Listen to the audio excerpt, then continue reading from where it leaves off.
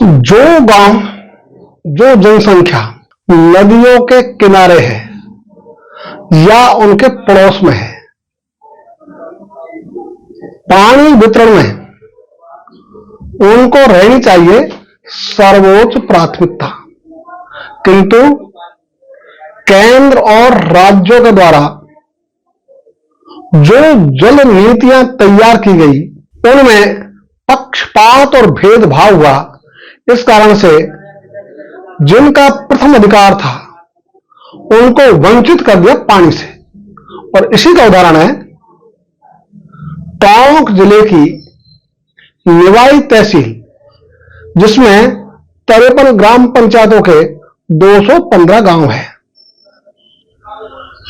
चाहे बीसलपुर पानी जाओ, चाहे जयपुर में जाओ, बिना निवाई तहसील की भूमि का उपयोग के पानी वहां तक पहुंचना संभव ही नहीं है।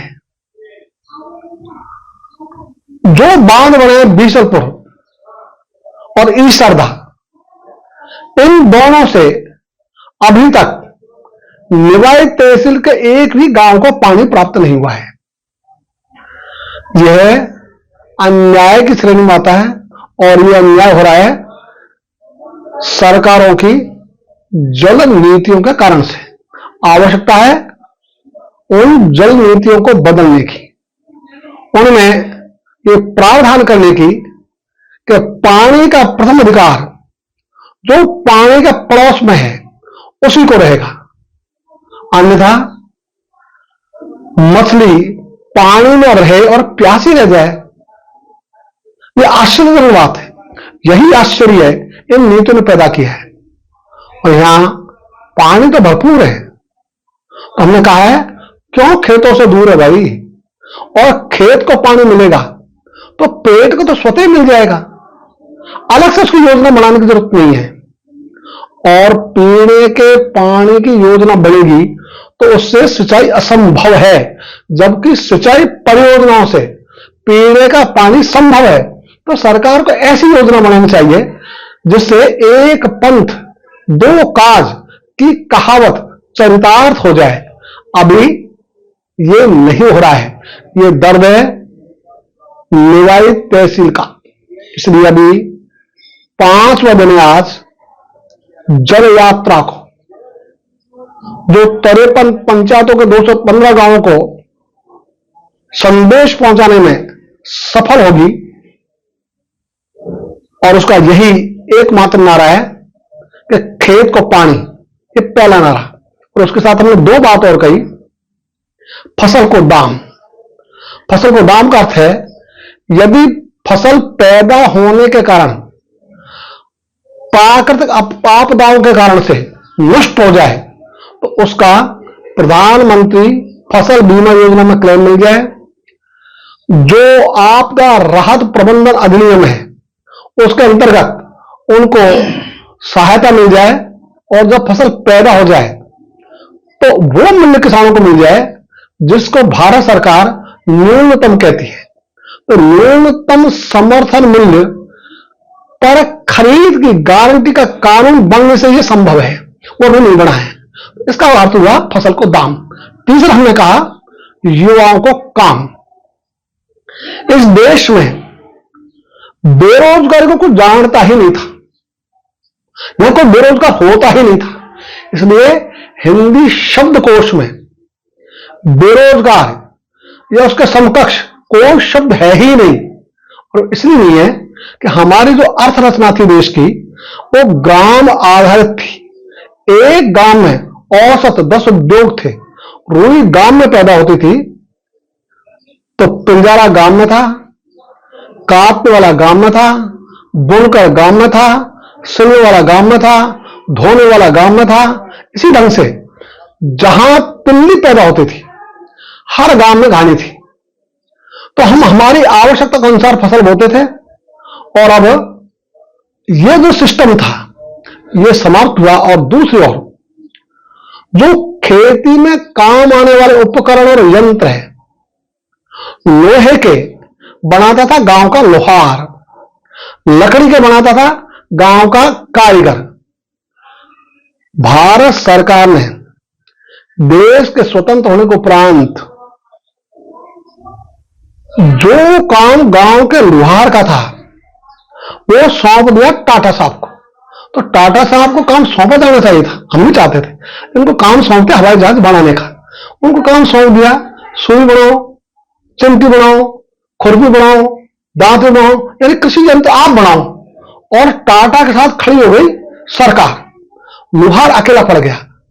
इसी ढंग से गांव में जो मोची था, जो जूतियां बनाता था, एक जूती की कीमत आज के समय में भी देखे तो 500 से ज्यादा नहीं है, 1000 मानो तो भी कोई दिक्कत नहीं है। और बाटा का जूता खरीदो तो शुरुआती 5000 से होती है, 20000 तक तो सामान्य बात है। तो सरकार वहां बाटा के साथ खड़ी हो गई, मोची को अकेला छोड़ दिया। और इस कारण से टाटा और बाटा तो पनपे, लुहार और मोची समाप्त हो गए। इसी ढंग से ग्रामोद्योग जितने भी थे उन सबको समाप्त करने का काम किया भारत सरकार की नीतियों ने, जिन्होंने औद्योगिक क्षेत्र बनाए शहरों के आसपास। हमारा कहना यह है कि प्रत्येक गांव को ही औद्योगिक क्षेत्र घोषित किया जाना चाहिए था। अब भी समय है, सरकार ये काम कर ले। तो आज जो बेरोजगारी का संकट है, जो विकरालता में लेता जा रहा है, हम सबके लिए चिंता का विषय है। और एक उदाहरण से मैं बात करना चाहूंगा। अभी चतुर्थ सैनिक कर्मचारियों की भर्ती थी, पदों की संख्या थी 53,000, आवेदक थे 24 लाख। यदि 53,000 को 100% पद स्थापन प्राप्त हो जाए तो भी 23.5 लाख तो वंचित रहेंगे ना। कैसी भी थी जहां लोगों को सड़कों छोड़ा जाता है। आज हमारे गांव का विद्यार्थी कहीं भी पूछो कहां है, जयपुर। क्या कर रहा है? कोचिंग कर रहा हूं, कंपटीशन तैयार कर रहा हूं। तो कितने कंपटीशन दोगे भाई? 40 साल हो जाती है, कंपटीशन पूरा नहीं होता, उनको नौकरी नहीं मिलती।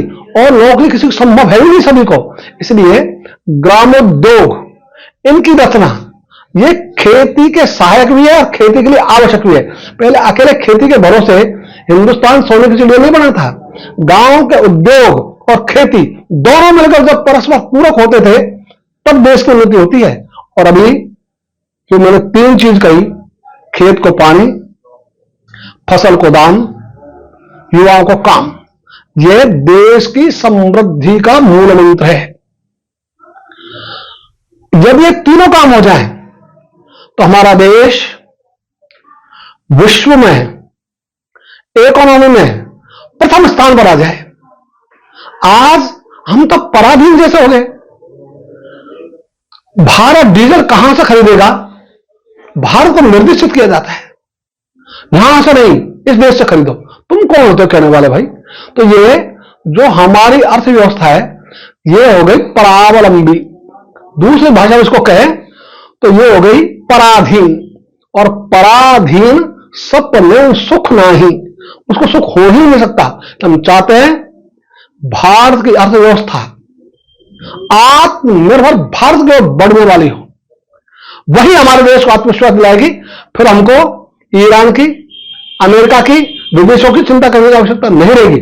जो हमारे पास उपलब्ध है उसी का आधार हम रचना करेंगे और लेन देन होगा तो हम सम्मान पूर्वक करेंगे, किसी की दाब धौंस पर नहीं आएंगे।